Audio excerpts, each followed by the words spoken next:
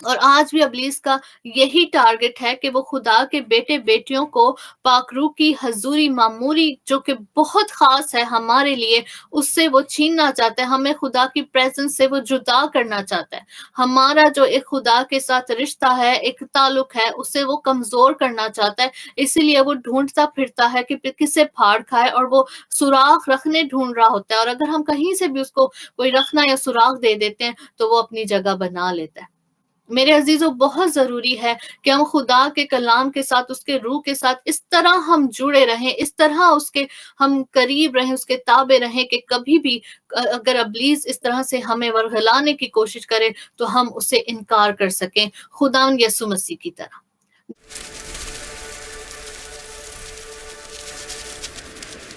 یسوع میں آپ سب کو میرا سلام۔ خدا ان کے نام کی تعریف ہو، خدا ان کے نام کی تمجید ہو، اس کے نام کو سارا عزت اور جلال ملے۔ ہاللویا۔ خدا ہمارا خدا مہربان خدا ہے، مبارک ہے، پاک ہے، اور ہر پاک چیز اس کے نام سے آتی ہے۔ ہم خدا ان کا شکر ادا کرتے ہیں، اس کی تمام دی ہوئی نعمتوں برکتوں کے لیے، اس کے رحم، اس کے فضل کے لیے، ہر ایک دن کے لیے، ہر ایک دن جو وہ ہمیں زندگی زمین پر بخشتا ہے اپنے رحم اور فضل سے، ہمیں ہر روز وہ سنبھالتا ہے، ہر طرح کے مشکل پریشانیوں سے وہ محفوظ رکھتا ہے۔ اور اگر کبھی کچھ ایسا وقت آتا بھی ہے مشکلوں کا، دکھوں کا، پریشانیوں کا، تو اس میں بھی وہ خداوند ہمیں اپنے پاک ہاتھوں میں سنبھالے رکھتا ہے، اور ان میں سے لے کر ہمیں جو ہے وہ گزارتا ہے۔ ہم ایمان میں بڑھتے ہیں، ایمان میں مضبوط ہوتے ہیں جب ہم مشکلوں میں، پریشانیوں میں خدا کے بڑے کاموں کو اپنی زندگیوں میں دیکھتے ہیں، تو ہم اور بھی زیادہ مضبوط ہو کر ایمان میں خداوند کے ساتھ بڑھتے چلے جاتے ہیں، کیونکہ ہم جانتے ہیں کہ وہ ہمیشہ ہمارے ساتھ ہے۔ اس کا وعدہ ہے کہ میں دنیا کے آخر تک تمہارے ساتھ ہوں، میں نہ کبھی تمہیں چھوڑوں گا، نہ میں کبھی تمہیں تیاگوں گا۔ ہاللویا۔ تو ہمارا ایمان ہے کہ ہمارا خداوند ہر روز ہمارے ساتھ ہے، ہر وقت ہمارے ساتھ ہے۔ ہم بھول جاتے ہیں سم ٹائم، لیکن خداوند ہمیں، اپنے بچوں کو وہ کبھی نہیں بھولتا۔ اس نے ہماری صورتیں اپنی ہتھیلی پر کھود رکھی ہیں، اور اسے ہماری فکر ہے۔ تو کہتے ہیں اپنی فکریں مجھے دے دو، کیونکہ مجھے تمہاری فکر ہے۔ ہاللویا۔ تو ہم ہر روز اپنی فکریں، ہر باتیں، ہر چیز جو ہمیں پریشان کر رہی ہوتی ہیں، ہم جب خداوند کے چرنوں میں لے کر آتے ہیں، تو خداوند کا روح ہمیں اس کے وعدے یاد دلاتا ہے، پاک روح ہمیں خداوند کے وعدے یاد دلاتا ہے کہ اس کے وعدے جو ہیں وہ سچے ہیں، اور اپنے وعدوں کو پورا کرنے میں قادر ہے۔ جی ہاں، بالکل۔ جب ہم مشکل پریشانی میں ہوتے ہیں، فکر مندی کی حالت میں ہوتے ہیں، تو ہم خداوند کو اس کے وعدے یاد دلائیں کہ خداوند آپ کا وعدہ ہے، مانگو تو تمہیں دیا جائے گا، ڈھونڈو تو پاؤ گے، کھٹکھٹاؤ تو تمہارے لیے کھولا جائے گا۔ تو ہم جب خداوند سے مانگتے ہیں اس کی مرضی کے مطابق، تو جو بھی چیز ہم اس کی مرضی کے مطابق، اس کے پاک کلام کے مطابق مانگتے ہیں، تو وہ اپنے ہر وعدے کو پورا کرتا ہے، اور ہمیں ہماری ضرورتوں کو پورا کرتا ہے۔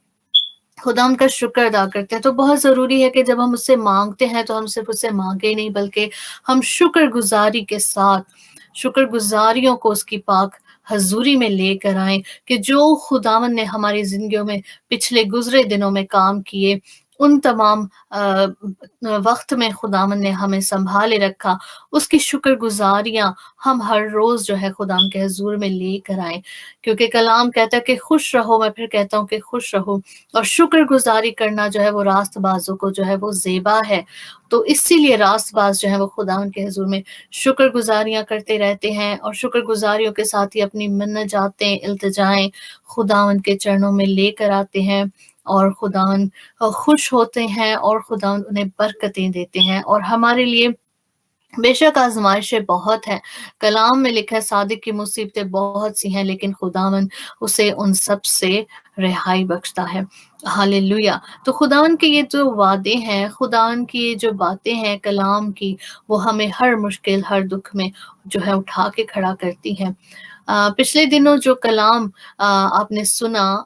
پاک روح جب شاگردوں پر نازل ہوا، اور ہم نے سیکھا کہ خداوند نے جو اپنا وعدہ کیا اپنے شاگردوں کے ساتھ، اسے اس نے پورا کیا، کیونکہ اسے پورا کرنا بہت ضروری تھا۔ خداوند کا جو پاک روح ہے وہ دنیا کے شروع سے لے کر اب تک اور آخر تک जब तक हम हैं, हमारा वजूद है और हमारे बाद भी जो हमारी आने वाली नस्लें हैं और दुनिया के आखिर तक यीशु मसीह का जो आना है,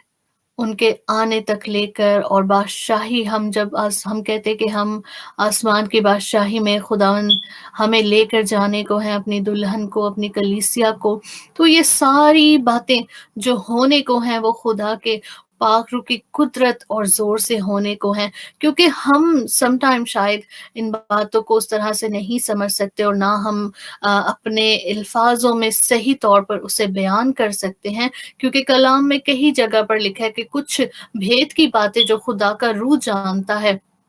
बहुत ज़्यादा गहरी बातें वो खुदा का रूह ही हमें वक़्त पर सिखाता है, हमें बताता है। हम उनके बारे में गौर व फ़िक्र तो करते हैं, लेकिन उनको जानना या उन्हें समझ पाना हम खुदा के पाक रूह की मदद और रहनुमाई से ही हम कर सकते हैं। हम अपनी हिकमत अनाई से उन्हें नहीं समझ सकते, और हम शुक्र बजा लाते हैं कि कई बातें जो खुदा का पाक रूह हमें आके गाइड करता है, हमें समझाता है, और कई सारी जब उलझनें या बातें होती हैं जो हमें समझ में नहीं आ रही होती, तो खुदा का पाक रूह आके हमें समझाता है और हमें उन बातों को हमारे सामने, उनकी गहराइयों को हमारे सामने वो खोलता है। तो हम खुदा का शुक्र अदा करते हैं कि गहरी बातों को, रूह की बातों को खुदावंद जो है अपने लोगों पर ज़ाहिर करते हैं। जो मैसेज आप सुन रहे हैं, ये उस मैसेज से रिलेटेड है जो 2 हफ्ते पहले आपने इस चैनल के थ्रू सुना, और डिले इसलिए हुआ कि कुछ टेक्निकल प्रॉब्लम्स, क्योंकि जहाँ पर खुदा का काम हो रहा होता है वहाँ पर एनएमबी भी कोशिश करता है पूरी तरह से कि खुदा का पैगाम या मैसेज जो है वो लोगों तक ना पहुंचे। वो कोशिश करता है खुदा के हर एक चुने हुए, हर एक ममसू के लिए कोशिश करता है कि उसकी आवाज को बंद कर दे, उसे चुप करके बिठा दे, और वो जो है कलाम की मुनादी ना करे, क्योंकि यीशु नाम ही इतना कुदरत वाला है, यीशु का नाम ही इतना जोर आवर नाम है कि उसके नाम के आगे कोई चीज ठहर नहीं सकती। और जब हम उस नाम को लेकर खड़े हो जाते हैं तो बहुत सी चीजें, बहुत सी इवन यहाँ तक कि बहुत से लोग हमारे खिलाफ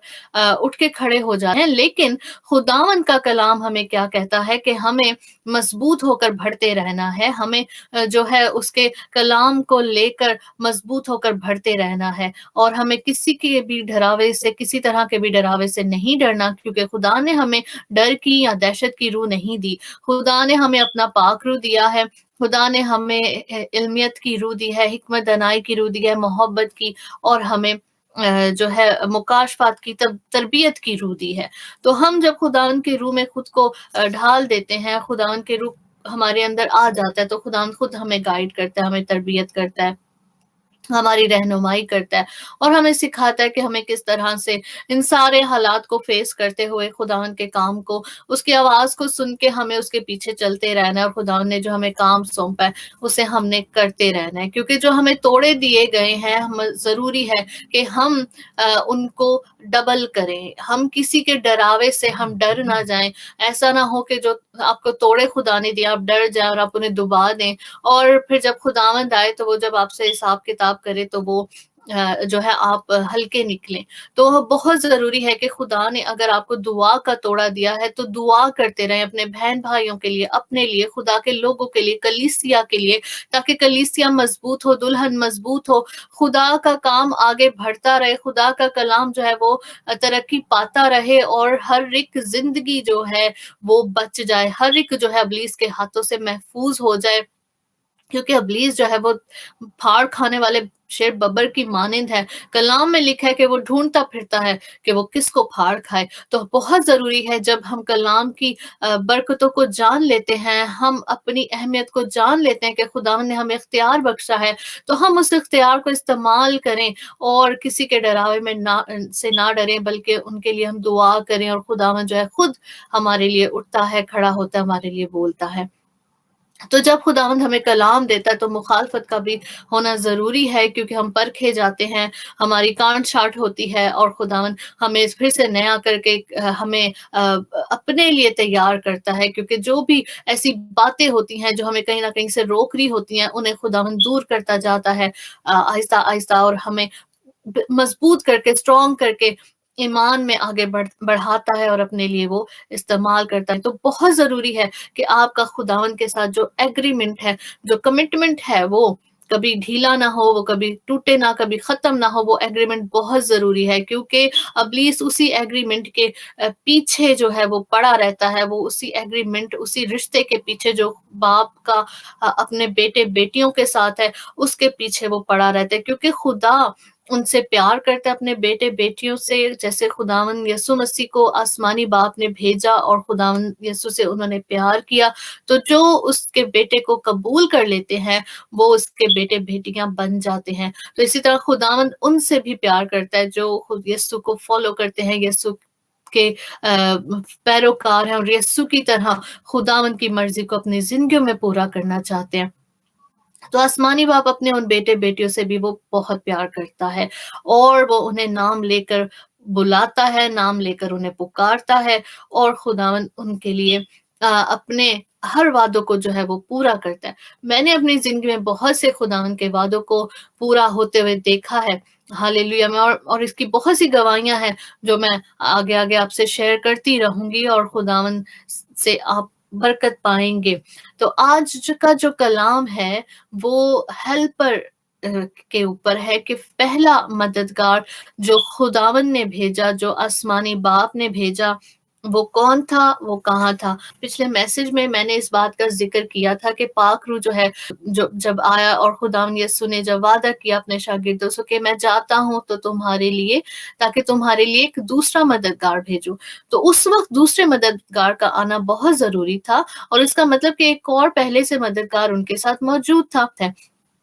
اپنے گہرے بیتوں کو، کلام کی بھیتوں کو کیسے جو ہے وہ ہم پر کھولتا ہے اور ہم پر ظاہر کرتا ہے۔ تو ہم چلتے ہیں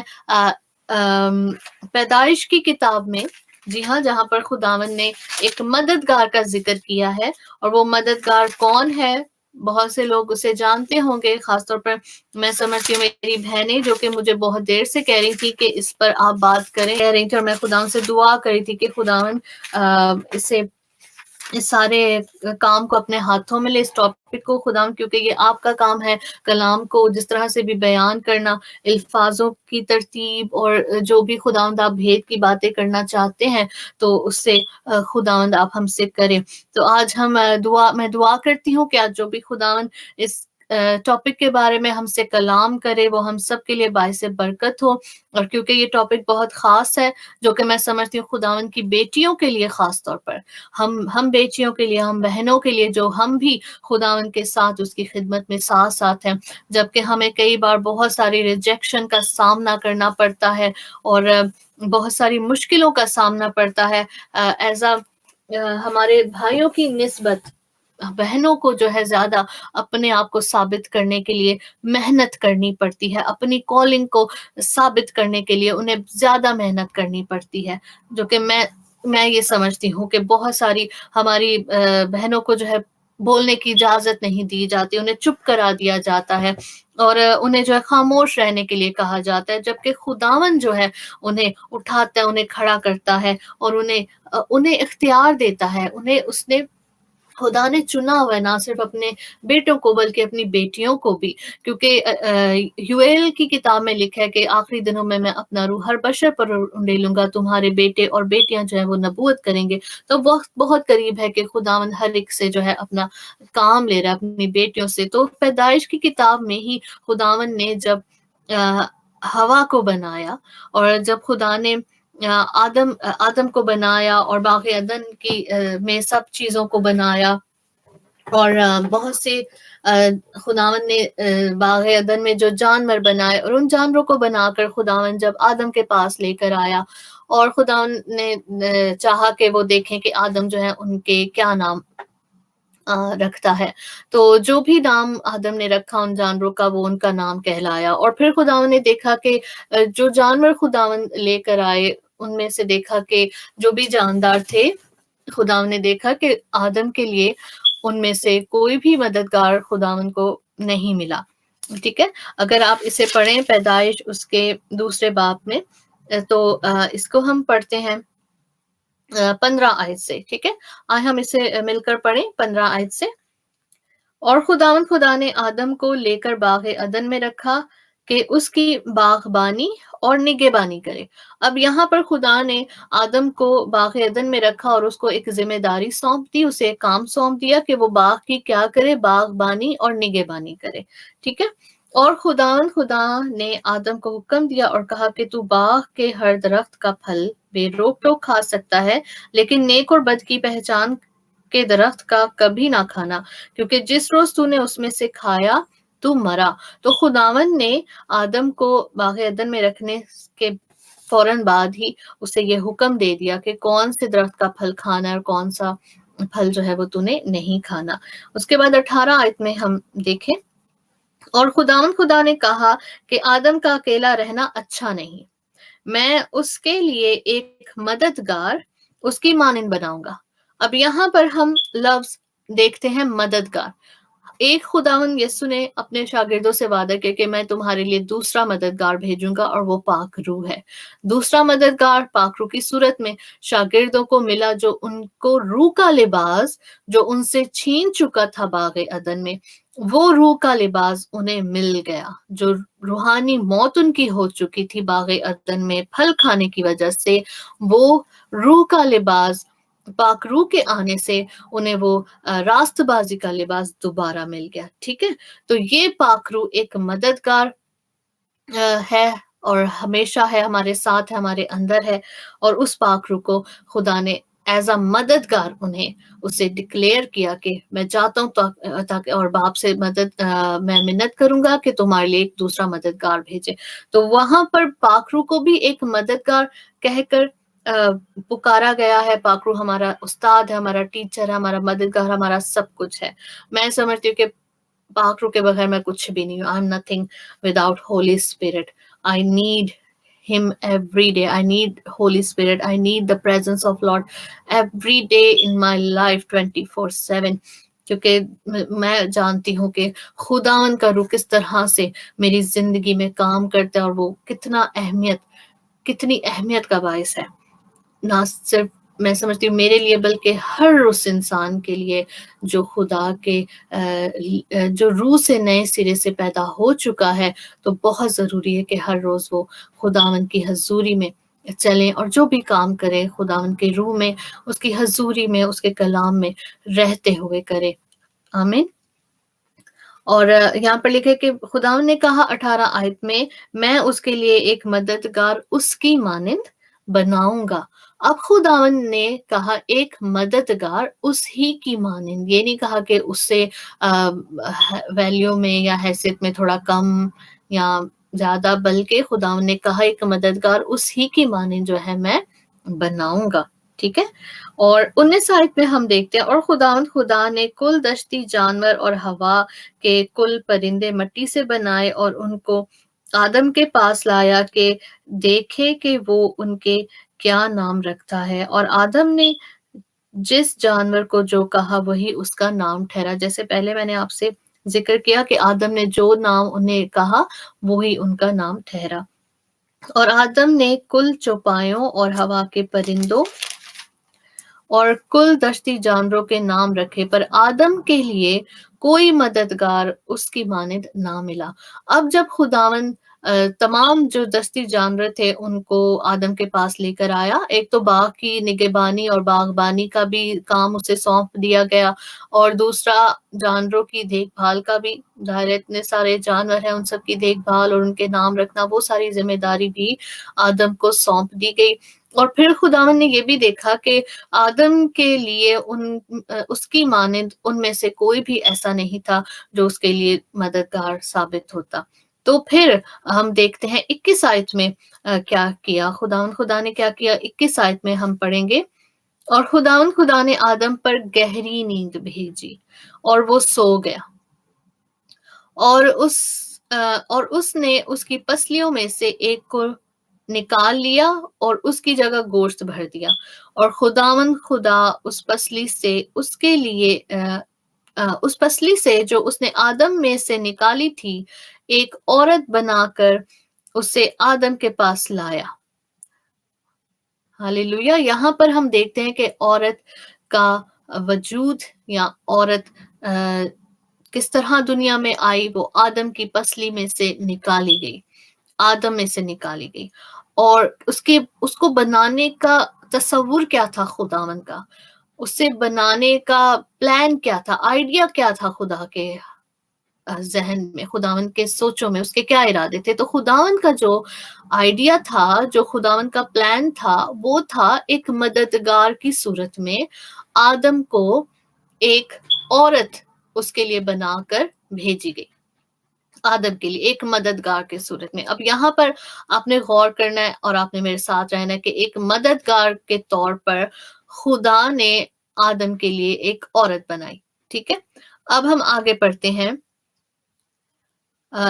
इसकी 23 आयत में। और आदम ने कहा, अब आदम ने जब देखा कि खुदा ने एक औरत बनाकर आदम के पास भेजी, खुदा ने अपने जो प्लान था, जो उसका खुदा उनका आइडिया था, वो था एक मददगार के तौर पर आदम को औरत सौंपी गई। अब आदम क्या कहता है, ये तो अब मेरी हड्डियों में से हड्डी और मेरे गोश्त में से गोश्त है, इसलिए वो नारी कहलाएगी क्योंकि वो नर से निकाली गई। अब आदम जानता था कि खुदावन ने दश्ती जानवरों को उसके पास भेजा और उन सब के उसने नाम रखे। इसी तरह जैसे खुदावन ने जानवरों को भेजा, उसने औरत को भी बनाकर आदम के पास भेजा।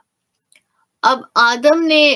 क्योंकि उसको सोच में आया कि इसका मैं क्या नाम रखूं, तो उसने उसका नाम रखा नारी, क्योंकि उसने कहा कि ये मेरी हड्डियों में से हड्डी, मेरे गोश्त में से गोश्त है, और ये नर से निकाली गई, इसीलिए ये नारी कहलाएगी। ठीक है, तो आदम ने जो औरत को डिक्लेयर किया, उसने कहा कि ये मेरी हड्डियों में से हड्डी और मेरे गोश्त में से गोश्त है, नर से निकाली गई और ये नारी कहलाएगी। और जबकि खुदावन का प्लान था कि उसके लिए एक मददगार बनाए, और खुदावन ने बना दिया।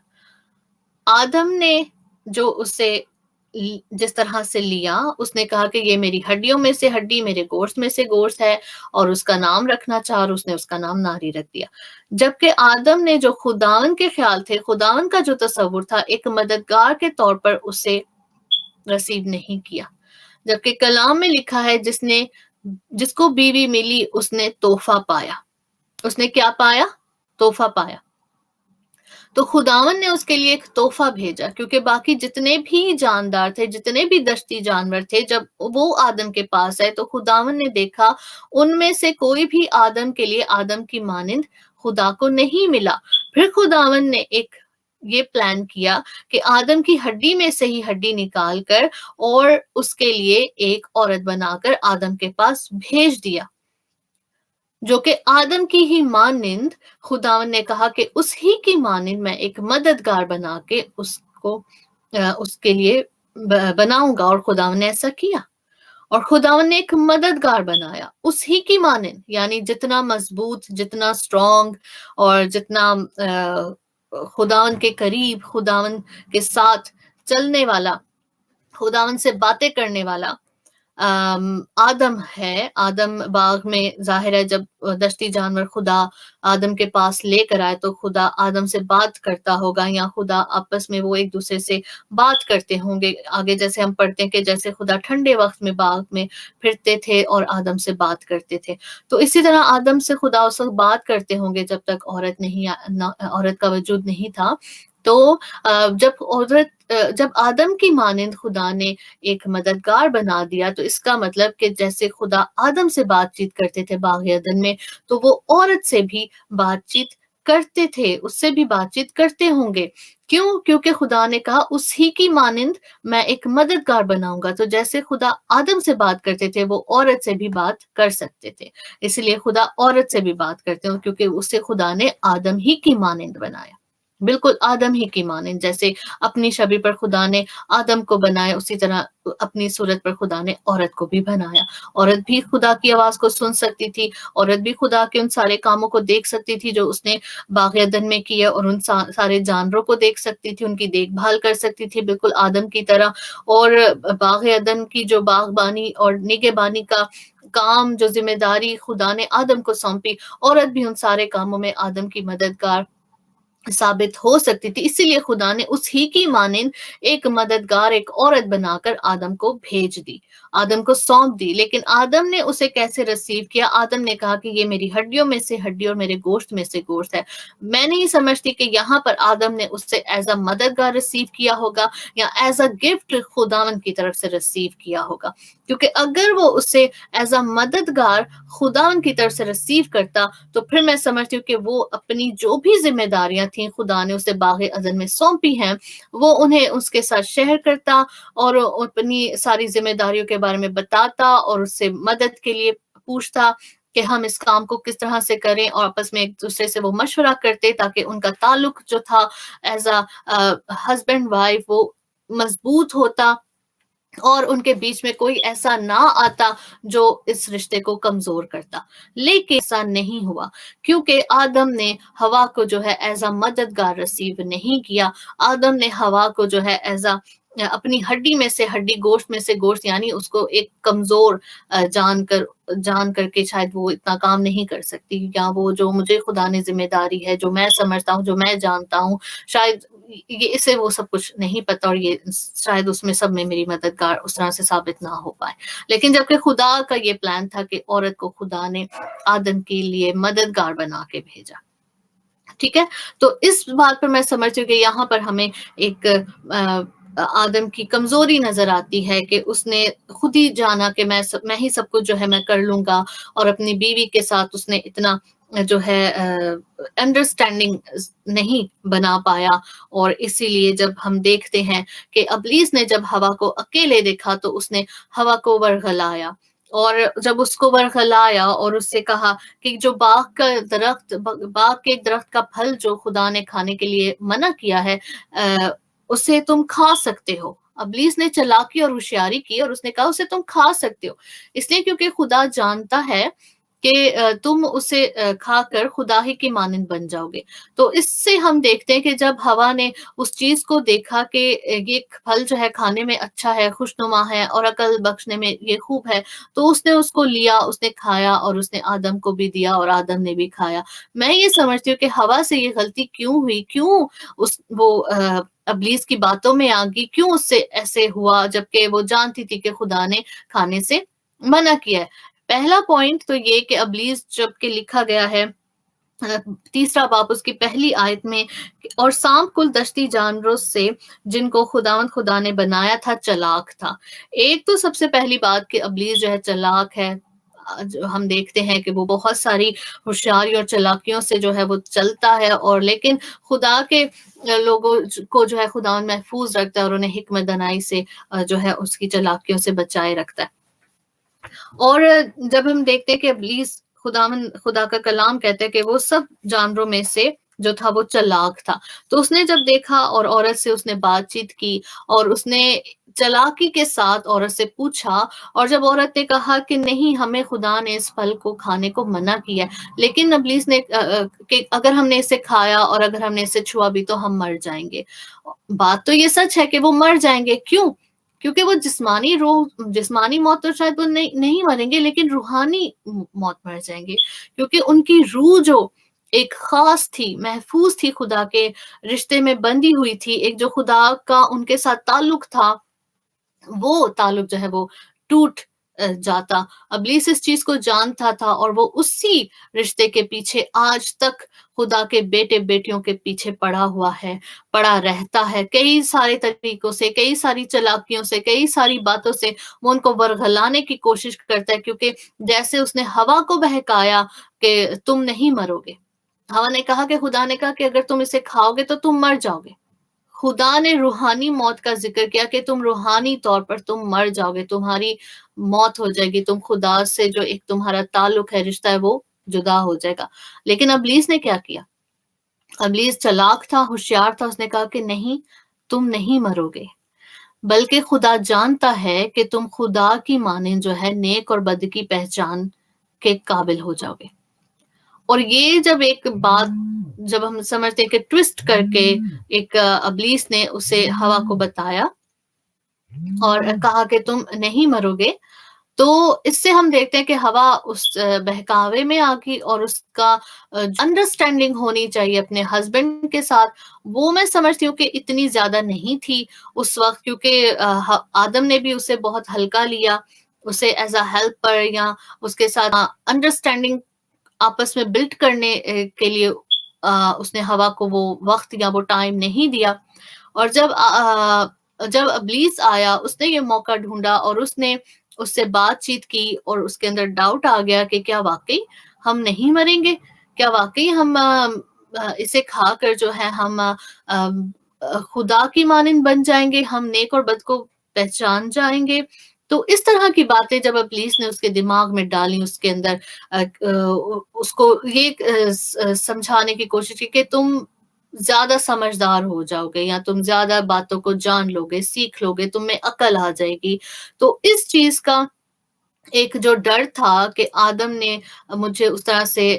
نہیں اپنایا، تو شاید اس طرح سے، اس بات سے وہ مجھے اپنا لے جب میں اسے بتاؤں گی کہ یہ پھل تو کھانے میں ہمیں عقل بخشنے میں خوب ہے۔ تو اس بات سے میں سمجھتی ہوں کہ ایک جو انسیکیورٹی ہوا کے اندر تھی، جو رشتہ اس سے یا جو سیفٹی سیکیورٹی اس کو اس کے شوہر سے نہیں ملی، اس نے کہا کہ شاید میں اس پھل کا استعمال کر کے اپنے ہسبینڈ کے لیے ایک اچھی مددگار یا ایک اچھی بیوی جو ہے وہ میں ثابت ہو جاؤں گی۔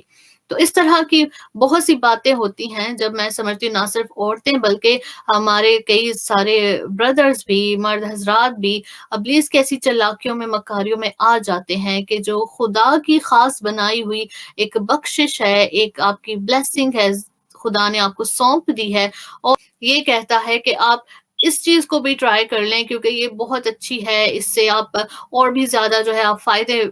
حاصل کر سکتے ہیں، یہ وہ۔ تو ہمیں بہت ضروری ہے اس چیز کو چیک کرنا، اسے پرکھنا کہ خدا کا کلام ہمیں کیا کہہ رہا ہے، اور یہ جو چیز اس وقت ہمارے سامنے چاہے کسی بھی ذریعے سے وہ آئی ہوئی ہے، کیا یہ واقعی خدا کے کلام کے ساتھ ہمیں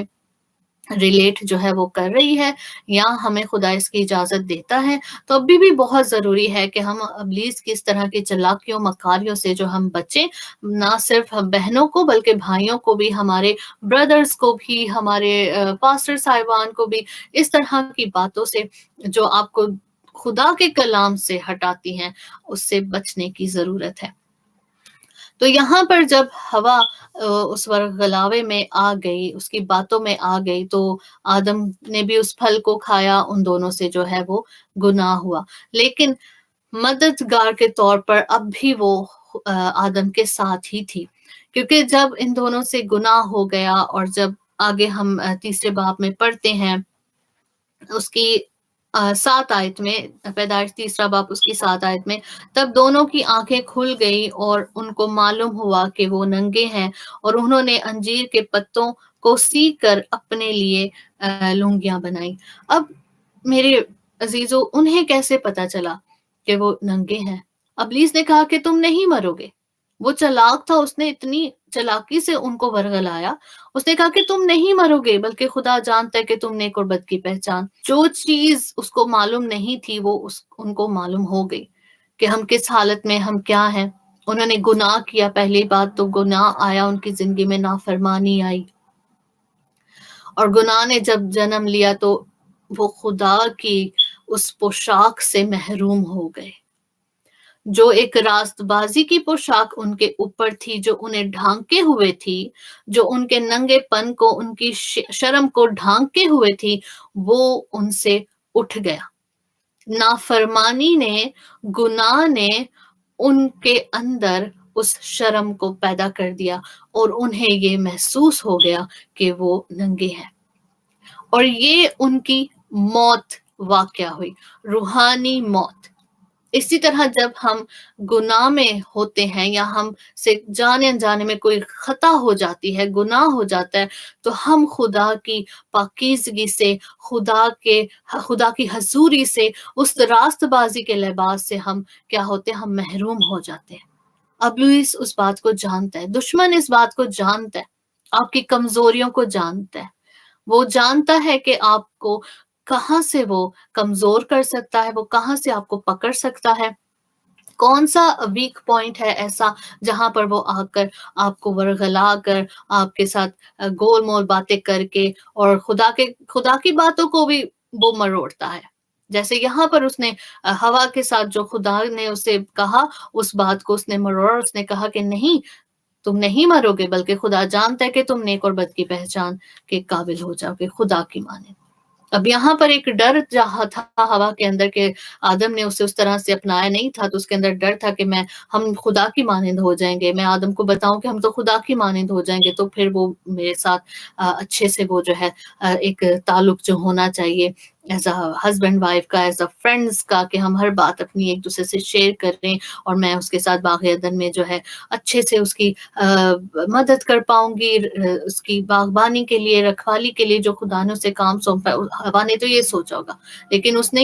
اس کو یہ نہیں پتا تھا کہ ابلیس تو اس کو دھوکے میں ڈال رہا ہے. ابلیس تو یہ ساری بلیسنگ جو خدا نے ان کے بن مانگے ان کو دے دی وہ ان سے چھیننا چاہتا ہے. نہ صرف وہ ساری بلیسنگ جو خدا کا ایک رشتہ ہے، ایک تعلق ہے جو آپ کے اوپر راست بازی کا لباس ہے، جس نے آپ کی اس شرم کو ڈھانک رکھا ہے، وہ گناہ کرا کر وہ آپ سے بلیسنگ کو، اس رشتے کو چھیننا چاہتا ہے. اور آج بھی ابلیس کا یہی ٹارگٹ ہے کہ وہ خدا کے بیٹے بیٹیوں کو پاک روح کی حضوری معموری جو کہ بہت خاص ہے ہمارے لیے، اس سے وہ چھیننا چاہتا ہے. ہمیں خدا کی پریزنس سے وہ جدا کرنا چاہتا ہے. ہمارا جو ایک خدا کے ساتھ رشتہ ہے، ایک تعلق ہے، اس سے وہ کمزور کرنا چاہتا ہے. اسی لیے وہ ڈھونڈتا پھرتا ہے کہ کسے پھاڑ کھائے، اور وہ سوراخ رکھنے ڈھونڈ رہا ہوتا ہے. اور اگر ہم کہیں سے بھی اس کو کوئی رکھنا یا سوراخ دے دیتے ہیں تو وہ اپنی جگہ بنا لیتا ہے.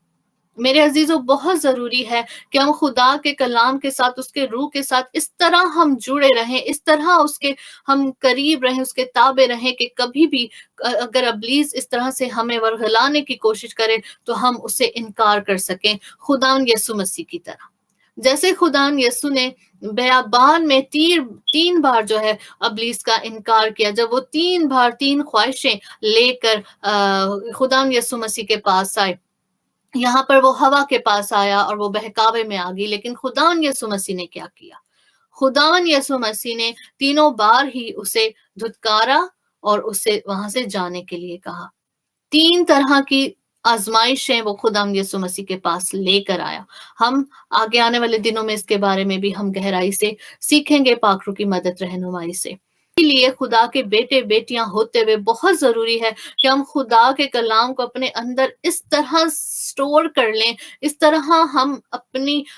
ضروری خوراک، اپنی جسمانی خوراک سے بھی زیادہ ہم خدا کے کلام کو اپنے اندر پہن لیں، خدا کے کلام کو سٹڈی کریں ڈے اینڈ نائٹ، دن رات اس کو ہم میڈیٹیٹ کرتے رہیں. میڈیٹیٹ کا مطلب کیا ہے کہ جب کوئی ٹیچر آپ کو کوئی سبق دے دیتی ہے اسکول میں اور آپ کو کہتی ہے کہ یہ پوئم ہے، آپ نے اسے زبانی یاد کرنی ہے، آپ نے اس کو کل مجھے جو ہے ٹیسٹ دینا ہے. تو اسی طرح جب وہ بچے کو پتا ہوتا ہے کہ 1-2 دن میں ٹیچر نے مجھ سے جو ہے اس کے بارے میں پوچھنا ہے، اور ٹیچر اس کو 1 ہفتے کا ٹائم دے دیتی ہے یا کچھ دنوں کا ٹائم دے دیتی ہے، تو وہ بچہ اٹھتے بیٹھتے اس کا دھیان اس ورڈز کے اوپر ہوتا ہے. اس کو پتا ہوتا ہے کہ اگر میں نے یہ اچھے سے ٹیچر کو سنا دی تو ٹیچر تو بڑی خوش ہوں گی اور وہ مجھے اچھے گریڈز دیں گی، میرا جو ہے 10/10 جو ہے میرے مارکس آئیں گے. تو اسی طرح وہ بچہ جو ہے ڈے اینڈ نائٹ اسے صبح بھی یاد کر رہا ہوتا ہے، شام میں بھی دہرا رہا ہوتا ہے، اور اس کو بیٹھ کے وہ رات کو بھی رپیٹ کر رہا ہوتا ہے، جب تک جو ہے وہ اپنا ٹیچر کو وہ پوائم پوری طرح سے وہ سنا نہیں دیتا. تو یہ بہت ضروری ہے کہ وہ اس کو اچھے سے میڈیٹیٹ کرے، اسے یاد کرے، تاکہ جب ٹیچر اس سے پوچھے تو اسے ورڈ بائی ورڈ نہ سیکھتے ہیں، اسے سوچتے ہیں، تو آپ اس کو زبانی جو ہے خدا کے کلام کو دہرا سکتے ہیں، کیونکہ وہ آپ کے اندر ہے. کہ جب ہم اس کو پڑھ رہے ہوتے ہیں، جب اسے ہم سیکھ رہے ہوتے ہیں، اور خدا کے کلام پر ڈے اینڈ نائٹ ہمارا دھیان رہتا ہے، کیونکہ ہماری زندگی کی روٹی ہے، ہم اس کے بغیر نہیں رہ سکتے. خدا کا کلام زندہ کلام ہے، کیونکہ کلام میں لکھا ہے کہ راست باز جو ہے ایمان سے ہی جیتا رہے گا، اور ایمان جو ہے وہ سننے سے پیدا ہوتا ہے، اور سننا مسیح کے کلام سے. اور کلام کو جب ہم سنتے ہیں ہمارا ایمان مضبوط ہوتا ہے، اور ہم جو ہے وہ راست بازی جو ہے ہم میں قائم رہتی ہے، اور ہم اس میں قائم رہتے ہیں، ایمان میں ہم مضبوط رہتے ہیں. تو بہت ضروری ہے جب ہم کلام کو پڑھتے ہیں نہ صرف اسے پڑھیں بلکہ اسے میڈیٹیٹ کریں، اپنے اندر اسے چبھائیں، ڈے اینڈ نائٹ جو ہے ہم اسے سوچیں، اس کی باتوں کو، اس کے وعدوں کو، خدا ان کے وعدوں کو لیں، کلام کی آیتوں کو اپنے اندر لیں، تاکہ جب بھی کہیں سے بھی ابلیس آپ کو بہکانے کی کوشش کرے یا آپ کو ورغلانے کی کوشش کرے یا خدا کے کلام کو ہی لے کر اسے گول مول کر کے آپ کے سامنے لے کر آئے، تو آپ یہ جان سکیں کہ یہ ابلیس بھی جو ہے خدا کے کلام کو جانتا ہے، اور اب یہ کلام میں سے ہی لے کر مجھے جو ہے وہ ڈبل مائنڈڈ کرنے کی کوشش کر رہا ہے، کیونکہ اس کا یہ کام ہی یہ ہے۔ اس نے یسوع کے ساتھ بھی جو وہ آیا تھا تب اس نے کلام کو ہی استعمال کیا، اس نے کہا کہ لکھا ہے کہ اپنے تہہ نیچے گرا دے، کیونکہ وہ اپنے فرشتوں کو حکم دے گا کہ وہ اپنے فرشتوں کو حکم دے گا کہ تیری راہ میں تیری حفاظت کریں اور تیرے پاؤں کو ٹھیس نہ لگے۔ تو خداوند یسوع نے وہاں پر کیا اسے جواب دیا، یہ بھی لکھا ہے کہ خداوند اپنے خدا کی آزمائش نہ کر۔ تو تینوں بار وہ جب بھی آیا اس نے کہا لکھا ہے، لکھا، اور خداوند نے بھی یہی کہا کہ یہ بھی لکھا ہے، یہ بھی لکھا ہے۔ تو جب ہم کلام کو اچھے طرح سے جان جائیں گے، اس کی ایک ایک ورس ہمیں پتہ ہوگی، اور پاک روح بھی ہمیں وقت پر آ کر وہ باتیں، وہ ورسز اور وہ جو اس کے وعدے ہیں وہ یاد دلاتا رہے گا، وہ چابیاں جو خدا نے ہمیں دی ہیں، اور وہ چابی کہاں پر ہے کلام میں، اور کون سی چابی کون سی جو ہے وقت میں آپ نے استعمال کرنی ہے، وہ بھی خدا کا روح جو ہے آپ کو گائیڈ کرتا رہتا ہے ہر وقت۔ اس آزمائش کے وقت پر خدا کے روح ہمیں گائیڈنس دیتا ہے۔ تو یہ بھی بہت ضروری ہے کہ ہم جب کلام کو پڑھ رہے ہوتے ہیں پاک روح سے مدد رہنمائی کریں، کہ پاک روح ہماری مدد کریں، ہماری رہنمائی کریں، تاکہ ہم کلام کو جو ہے ہم اچھے طور سے استعمال کر سکیں۔ یہ ہمارا ہتھیار ہے، یہ ہمارا ہتھیار ہے، یہ چابیاں ہیں جو خدا نے ہمیں دی ہیں۔ تو جیسے وہاں پر ہوا کو ورغلایا اور ان سے گناہ ہو گیا اور وہ خدا کی حضوری سے دور ہو گئے، ان کی ایک موت واقعہ ہوگی، روحانی طور پر وہ مر گئے، لیکن جسمانی طور پر تو وہ زندہ تھے۔ لیکن کلام ہمیں کیا کہتا ہے؟ کلام کہتا ہے اگر انسان اپنی جان کا نقصان کرے اور ساری دنیا حاصل کر لے تو اسے کیا فائدہ؟ ہم نے جسمانی موت تو مرنا ہی مرنا ہے، کیونکہ یہ بدن مٹی ہے اور اسے خاک میں جانا ہے، لیکن ہم جانتے ہیں کہ ہماری روح جو ہے خداوند یسوع میں ہمیشہ کی زندگی پانے کو ہے، ہم ہمیشہ کی زندگی کے وارث ہیں، کیونکہ جیسے خداوند یسوع مسیح جی اٹھے، ہم بھی مردوں میں سے جی اٹھیں گے، ہماری روح جی اٹھے گی اور ہم اس کے ساتھ آسمان کی بادشاہی میں جائیں گے۔ تو بہت ضروری ہے کہ ہمارا جسم تو خاک ہے، وہ خاک میں جائے گا، لیکن روح جو ہے ہماری خدا کی حضوری میں، اس کے حضور میں پہنچائی جائے، اس ہمیشہ کی زندگی میں، آسمان کی بادشاہی میں۔ تو اس لیے ابلیس نے جانتا تھا، کیونکہ وہ انہیں جسمانی طور پر تو مرنے کے لیے اس نے نہیں کہا، لیکن اس نے کہا، وہ جانتا تھا کہ یہ روحانی طور پر جو مر جائیں گے، اور وہ ہمیشہ ہماری روح کا ہی دشمن ہے، کیونکہ ہماری جنگ کے بھی جو ہتھیار ہیں وہ روحانی ہیں، جسمانی نہیں۔ تو اس نے روح کو ختم کرنے کے لیے ہوا کو کہا کہ تم نہیں مرو گے۔ اس کو پتا تھا کہ وہ جانتا تھا کہ یہ مر جائیں گے، لیکن اس نے کہا کہ تم نہیں مرو گے۔ اس نے جسمانی طور پر کہا کہ نہیں مرو گے، لیکن روحانی طور پر وہ چاہتا تھا کہ ان کی موت ہو جائے، اور ایسا ہی ہوا۔ جب وہ دشمن کی باتوں میں آ گئی ہوا، تو روحانی طور پر ان کی موت ہو گئی، اور اس موت کو ریسٹور کرنے کے لیے، اس راست بازی کے لباس کو دوبارہ لینے کے لیے، دوبارہ حاصل کرنے کے لیے خدا نے آسمان سے دوسرا مددگار بھیجا۔ ایک مددگار کو ابلیس نے چرا لیا، ورغلا لیا، عورت سمجھ کر اسے آدم نے ایز اے ہیلپر قبول نہیں کیا۔ لیک آف کانفیڈینس کی وجہ سے وہ انسیکیورٹی فیل کرتے ہوئے ابلیس کے بہکاوے میں آ گئی، اور اس وجہ سے میں سمجھتی ہوں ہماری بہت سی عورتیں، اگر کلام میں بھی ہم دیکھتے ہیں تو جب خداوند یسوع مسیح نے اپنی خدمت کا آغاز کیا تو بہت سی عورتیں اس کے پاس آئیں جو گناہ میں گرفتار تھیں، جو بدروحوں میں جکڑی ہوئی تھیں، اور جو بیماریوں میں تھیں، اور خداوند نے بہت ساری عورتوں کو آزاد کیا۔ خداوند یسوع نے بہت ساری عورتوں کی ہیلتھ ریسٹور کی، بہت ساری عورتوں کے جو رشتے ٹوٹے ہوئے تھے وہ ریسٹور کیے، ان کی جو ایک رسپیکٹ تھی، جو معاشرے میں اپنی وہ رسپیکٹ کھو چکی تھی اور لوگ انہیں اچھا نہیں سمجھتے، خداوند نے ان عورتوں کو جو ہے ان کی رسپیکٹ کو ریسٹور کیا۔ اور اس طرح بہت سی عورتیں جو تھیں خداوند کے پاس آئیں، خداوند سے پیار کرتی رہیں، اس کی منسٹری میں اس کے ساتھ ساتھ خدمت کا کام وہ کرتی رہیں، خدمت گزاری کا ایز اے مددگار وہ خداوند کے ساتھ اس کے شاگردوں کے ساتھ رہیں، کیونکہ جب بھی شاگرد اور خداوند یسوع مسیح کام کر کے آتے تو ان کی دیکھ بھال کرنا، ان کے کھانے پینے کا خیال رکھنا، وہ سب کام وہ عورتیں کرتی رہیں۔ اور ہم دیکھتے ہیں کہ صلیب پر بھی خداوند یسوع جب صلیب پر تھے تو وہاں پر زیادہ تر عورتیں ان کے ساتھ تھیں، اس دکھ کی گھڑی میں بھی عورتیں خداوند کو وہاں پر ان کے لیے رو رہی تھی، روتی تھی، اور خداوند انہیں کہتے تھے کہ اے یروشلم کی بیٹیوں، میرے لیے نہ رو بلکہ اپنی اولاد کے لیے رو اور واویلا کرو، کیونکہ جو ہر ایک کے ساتھ ایسا کرتے تو سوکے کے ساتھ کیا نہ کریں گے۔ تو خداوند کی ایک ایک بات جو ہے یروشلم کی بیٹیوں کو اس وقت بھی تسلی دیتی تھی اور اب بھی تسلی دیتی ہے۔ اب بھی بہت سی ایسی بیٹیاں ہیں، بہت سی ایسی بہنیں ہیں، بہت سی ایسی بیٹیاں جن کو اس طرح سے نہیں لیا جاتا، ان کی مدد کو اس طرح سے اپریشیٹ نہیں کیا جاتا، ان کے کاموں کو، ان کے ہارڈ ورک کو اس طرح سے اپریشیٹ نہیں کیا جاتا جس طرح سے کرنا چاہیے، اور وہ اس لیے انسیکیورٹی فیل کرتی ہیں، وہ ڈپریشن کا شکار ہو جاتی ہیں، وہ جو ہے اندر سے ٹوٹ جاتی ہیں، کیونکہ وہ جب اپنے خاندان کے لیے محنت کرتی ہیں، کام کر رہی ہوتی ہیں، لیکن انہیں کہیں نہ کہیں ان کی چھوٹی چھوٹی باتوں کو لے کے انہیں دھتکارا جاتا ہے، انہیں ریجیکٹ کیا جاتا ہے، تو وہ کئی بار ان ساری باتوں کو لے کے اپنے اندر ٹوٹ جاتی ہیں، اور وہ آہستہ آہستہ کیا ہے، وہ ڈپریشن کا شکار ہو جاتی ہیں، وہ اپنے آپ کو رد کیا ہوا، ٹھکرایا ہوا، ریجیکٹ کیا ہوا جو ہے وہ سمجھتی ہیں۔ لیکن جیسے خداوند یسوع مسیح نے اپنی خدمت کے دوران بہت سی ایسی عورتوں کو ریسٹور کیا، آج بھی خداوند یسوع مسیح اسی طرح اپنی بیٹیوں کو، ان کی عزتوں کو، ان کے رسپیکٹ کو، اور جو گناہ میں گری ہوئی ہیں انہیں اٹھانے کے لیے آج بھی خداوند ان کی زندگیوں میں گہرے کام کرتے ہیں۔ آج بھی خداوند اپنی ان بیٹیوں کو ریسٹور کر رہے ہیں، ہاللویا۔ اور میں خداوند کا شکر ادا کرتی ہوں کہ آج بھی بہت سی بیٹیاں خداوند کی خادمائیں جن کے میں کلام سنتی ہوں، پاسٹر مونیکا فرام کینیڈا، ان کے کلام سے میں بہت برکت پاتی ہوں، اور ایک ہماری اپوسٹل کیتھرین ہے جو خداوند کا کام بڑے زور سے کر رہی ہیں، اور خداوند ان کو دنیا میں ہر جگہ جو ہے وہ استعمال کر رہا ہے۔ اب تک ان کی منسٹری آئی تھنک 4 ایئرز ہو چکے ہیں، لیکن بہت سی دنیا کے کئی سارے ملکوں میں، شہروں میں وہ جا کر خداوند کی منادی کر چکی ہیں۔ تو اس کے لیے میں خداوند کا شکر ادا کرتی ہوں ساری گواہیوں کے لیے، اور میرے ساتھ ایسی بہت سی بہنیں ہیں، خداوند کی بیٹیاں ہیں جو مشکل حالاتوں سے نکل کر آج خداوند کے لیے وہ تیار ہیں، اور نہ صرف وہ خود تیار ہیں بلکہ وہ آگے اپنے گھرانوں کو تیار کر رہی ہیں، آگے اپنی اور بھی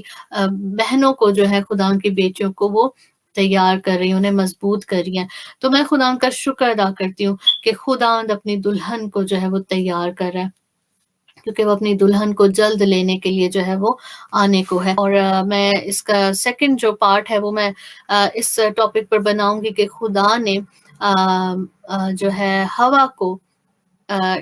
کیا حکم دیا، آدم کو جو حکم دیا، اور اس کے بعد ابلیس کو جو حکم دیا، مطلب انہیں جو سزائیں ان کے لیے ٹھہرا دی گئیں وہ کیا تھیں،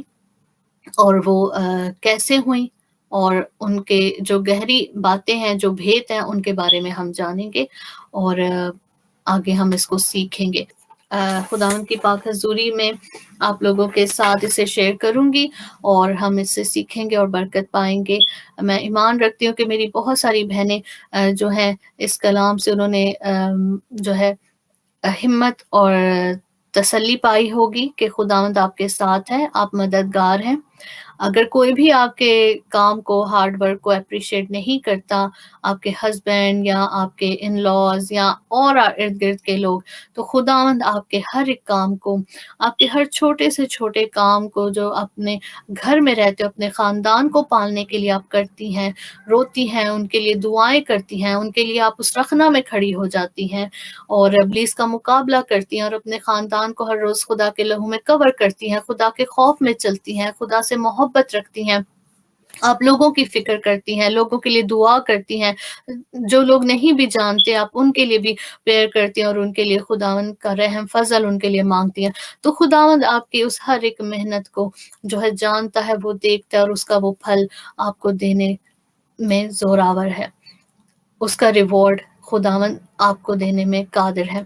ہاللویا۔ تو میں خداوند کا شکر ادا کرتی ہوں، آپ किसी भी हालात में बेदिल ना हो, किसी भी बात से ना घबराएं, खुदावंद आपके साथ है। जब दुनिया हमें